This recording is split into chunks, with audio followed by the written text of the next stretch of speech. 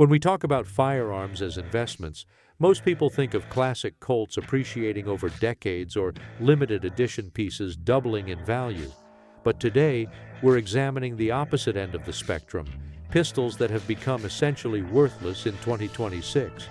These are handguns that have depreciated so dramatically, suffered such catastrophic quality control failures, or come from manufacturers with such terrible reputations that they're practically impossible to sell at any reasonable price, whether due to unreliability, safety concerns, poor materials, or simply being outdated designs from defunct companies.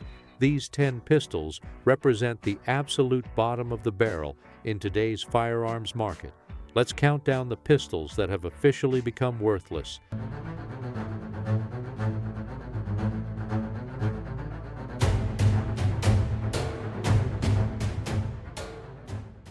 Number 10. SCCY CPX2. Starting our list at number 10 is the SCCY CPX2, a budget 9mm that has seen its value absolutely crater in 2026. Originally marketed around $250 when new, these pistols are now trading hands for barely over $100 used, and dealers won't even stock them. The company itself appears to be in serious financial trouble, with tax liens exceeding $400,000 and reports suggesting they may have ceased operations entirely. Their website is offline, phone numbers are disconnected, and social media has gone dark. Even when SCCY was operational, the CPX2 earned a terrible reputation for reliability. Owners consistently report failure to feed, failure to eject, and magazine-related malfunctions after just a few hundred rounds. The trigger pull is notoriously heavy at 9 pounds and feels gritty rather than smooth. The polymer grip becomes slippery when wet, making recoil control difficult despite the gun's light weight. Perhaps worst of all, the magazines were so poorly manufactured that SCCY had to proactively send out replacement magazines to buyers, essentially admitting their quality control was non-existent. The barrel-to-slide fit wears rapidly, causing accuracy to deteriorate significantly after just a few boxes of ammunition. While SCCY offered a lifetime warranty when the company existed, that warranty is now essentially meaningless, with the manufacturer potentially out of business. Even at $100, most knowledgeable shooters won't touch SCCY CPX2 because reliability issues make it unsuitable for defensive use, and parts availability has completely dried up. The average new value has fallen $65 in just 12 months alone, and the trend continues downward. When a pistol trades for less than many gun belts and holsters, you know it's officially worthless. Number 9. Jimenez JA9. At number 9, we have the Jimenez JA9, formerly sold under the Jennings and Brico names before multiple bankruptcies and reorganizations. These pot metal pistols represent everything wrong with ultra-cheap firearms manufacturing, currently trading for $50 to $80 when you can find anyone willing to buy them. The JA9 has achieved legendary status as one of the worst handguns ever made in America. The frame is constructed from Zamac, a zinc alloy mystery metal that's notoriously weak and prone to cracking under stress. The rest of the gun uses cheap steel that rusts if you look at it wrong. Reliability is abysmal, with malfunctions occurring frequently, including failures to feed, failures to eject, stovepipes, and the dreaded double feed. The safety features are practically non-existent, with reports of accidental discharges due to drop safety failures. Accuracy is a joke, the sights are decorative at best, and the loose tolerances mean you're lucky to hit a man-sized target at 7 yards. The gun shows serious wear and looseness after just a few boxes of ammunition, with barrel lockup degrading rapidly. Customer service was terrible, even when the company was functional, with long wait times and unresponsive support. Now that Jimenez Arms filed for bankruptcy in 2017 with less than $34,000 in assets, finding parts is impossible. The company was also embroiled in controversy when federal agents discovered their guns being funneled into trafficking networks. Even gun buyback programs are hesitant to accept these pistols because they're concerned about handling liability. When a firearm is worth less than the ammunition it fires, you know it's crossed into worthless territory. Number 8. Lorcin L380. Coming in at number 8 is the Lorcin L380, a gun so bad that the company went out of business in 1998 and hasn't been missed. These zinc-frame disasters are the epitome of the Ring of Fire guns, ultra-cheap pistols made in Southern California during the 1980s and 1990s, currently worth about $40 to $60 in non-functional condition, and maybe $80 if someone can verify it actually fires. Lorcin pistols represent the absolute bottom of firearms manufacturing quality. The zinc alloy frames are prone to deformations and cracking under the stress of firing, with some guns literally breaking apart during normal use. The weak frames also cause frequent malfunctions, including misfires and jams as components bend out of alignment. Safety features are unreliable at best, with triggers known to cause accidental discharges. The magazine disconnect often fails, allowing the gun to fire with the magazine removed.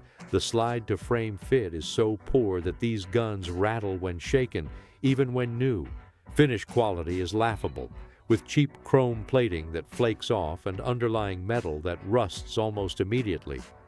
Since production ceased in 1998, finding replacement parts or magazines is virtually impossible. The guns weren't particularly safe or reliable even when new, and after 25-plus years of age, the zinc frames have only deteriorated further. Most Lorcin pistols found today are mechanically unsafe to fire, making them essentially non-functional paperweights. Even collectors won't pay more than pocket change for these as curiosities, and most responsible gun owners consider them dangerous junk that should be destroyed rather than sold. Number 7. Sundance Point Blank. At number 7, the Sundance Point Blank represents another entry from the infamous Saturday Night Special era of cheap American handguns. Manufactured by Sundance Industries until the company folded in 2004 following legal troubles and safety lawsuits, these tiny zinc-framed pistols were marketed primarily to women for self-defense. Current values hover around $30 to $50, assuming you can find anyone willing to buy one.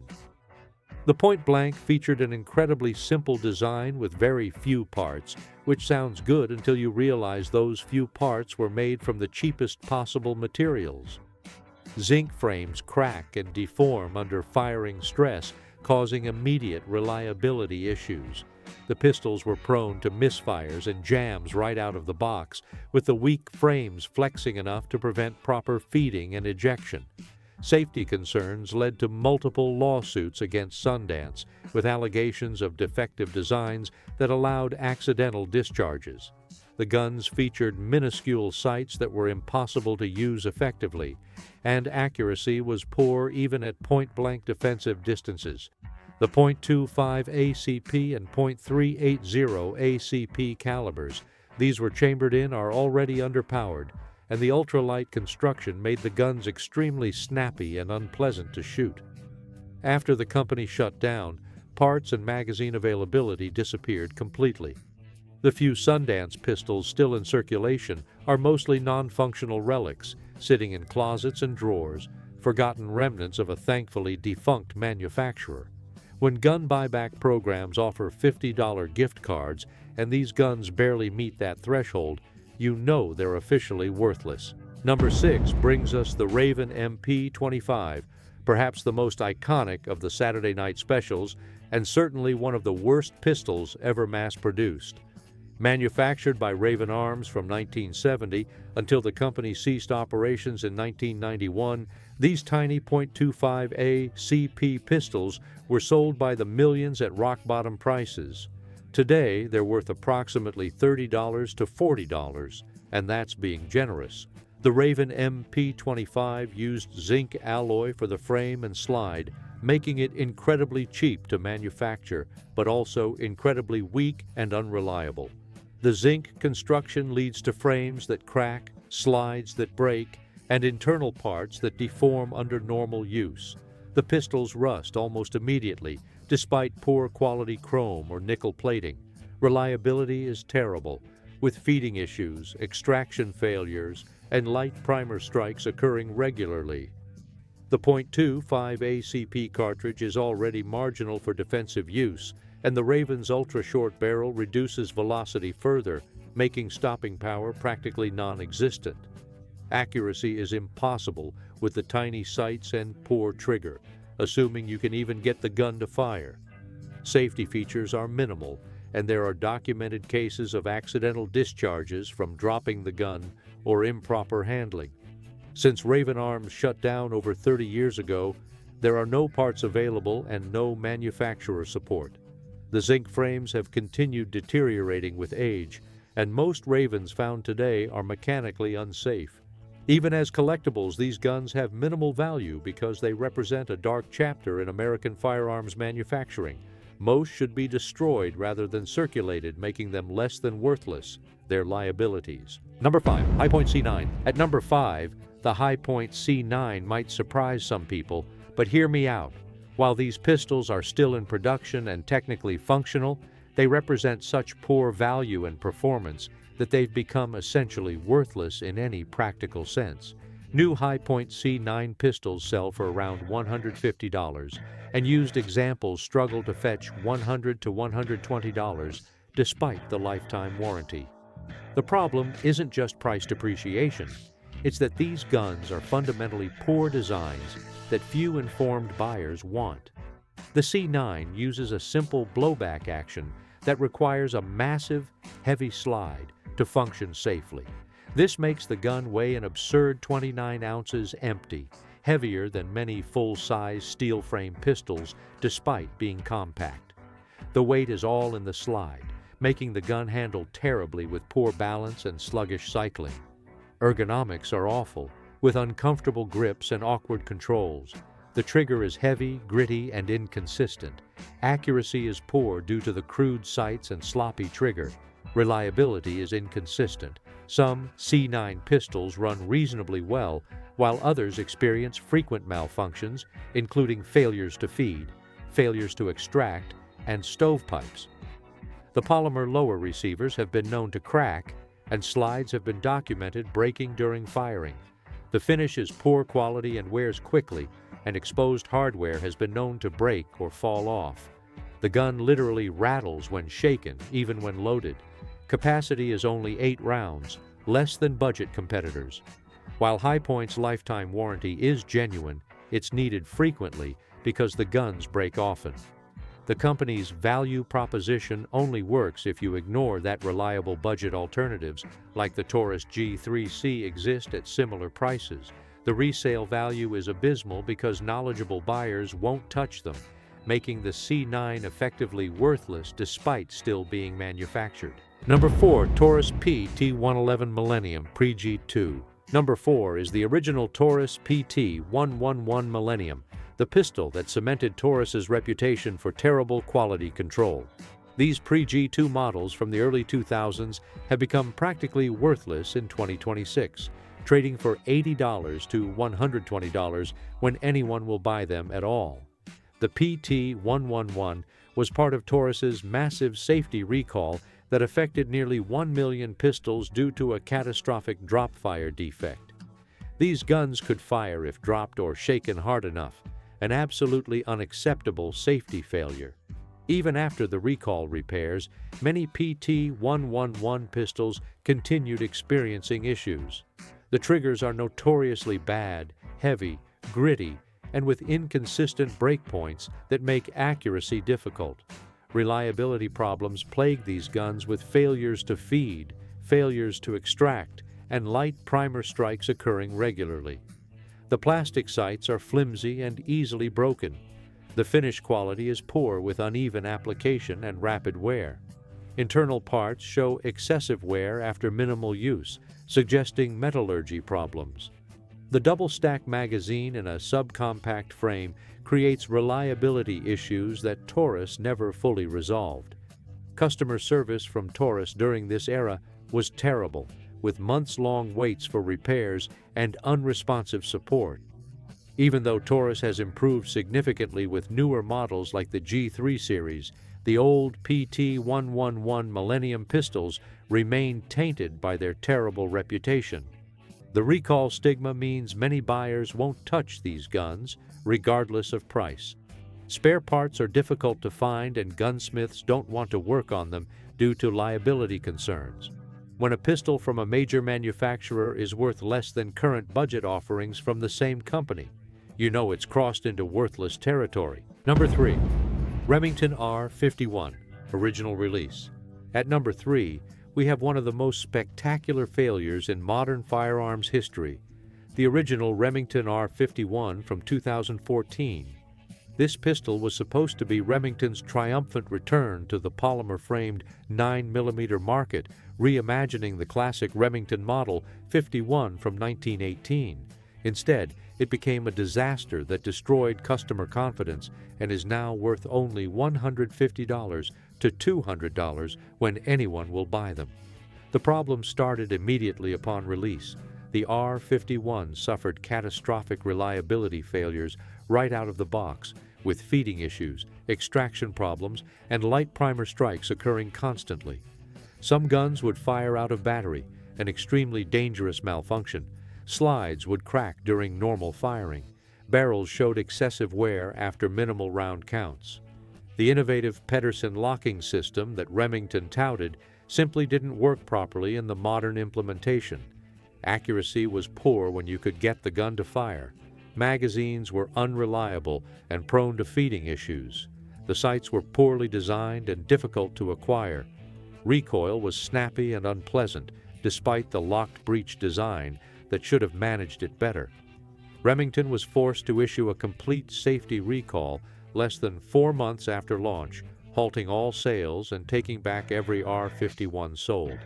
Customers waited over a year for fixed guns to be returned, and many of the repaired pistols still had problems. Remington eventually released a Gen 2 R51 that addressed some issues, but the damage to the model's reputation was permanent. Original R51 pistols are considered unsafe to fire by many experts, making them essentially non-functional despite Remington's recall efforts. The spectacular public failure combined with Remington's bankruptcy and restructuring means support is questionable. These pistols represent one of the biggest quality control disasters from a major American manufacturer, making them nearly worthless despite the Remington name. Number 2, Kel-Tec P11, early models. Coming in at number 2 is the early Kel-Tec P11, a pistol that showed initial promise but has aged terribly and depreciated dramatically. Early P11 models from the 1990s and early 2000s now trade for only $120 to $150, a far cry from their original prices. While newer P11 pistols have addressed some issues, the early examples remain problematic. The most notorious problem is the trigger, which is absurdly heavy at 8 to 9 pounds and feels like dragging a stick through gravel. The long stacking trigger pull makes accurate shooting nearly impossible, especially for newer shooters. Reliability in early P11 pistols is inconsistent at best, with frequent reports of failures to feed, failures to extract, and magazine-related issues. The polymer frame feels cheap and flexes noticeably during firing, raising durability concerns. The sights are tiny, poorly designed, and difficult to use effectively in defensive situations. Recoil is snappy and unpleasant, despite the gun's 14-ounce weight, making extended shooting sessions painful. The finish quality is poor, with rapid wear showing after minimal use. Magazine availability is limited, and the mags themselves are known for feed lip problems. The double-stack magazine in such a small frame creates reliability issues that plagued early models. While Kel-Tec has a reputation for innovation, they also have a reputation for releasing products before they're fully debugged, and the early P11 exemplifies this problem. Many owners describe these pistols as range guns only because they won't trust them for defensive use. When a defensive-oriented pistol can't be trusted for defense, it loses most of its value. The combination of poor ergonomics, terrible triggers, questionable reliability, and better modern alternatives makes early P11 pistols essentially worthless in 2026. Number 1. Intratec TEC-9 DC-9. Taking the #1 spot as officially worthless is the infamous Intratec TEC-9 and TEC-DC-9, pistols so problematic they achieved notoriety for all the wrong reasons. Despite their appearance in movies and video games making them seem valuable, actual market prices tell a different story. These guns struggle to sell for $100 to $200 even when functional. The TEC-9 is a mechanical disaster.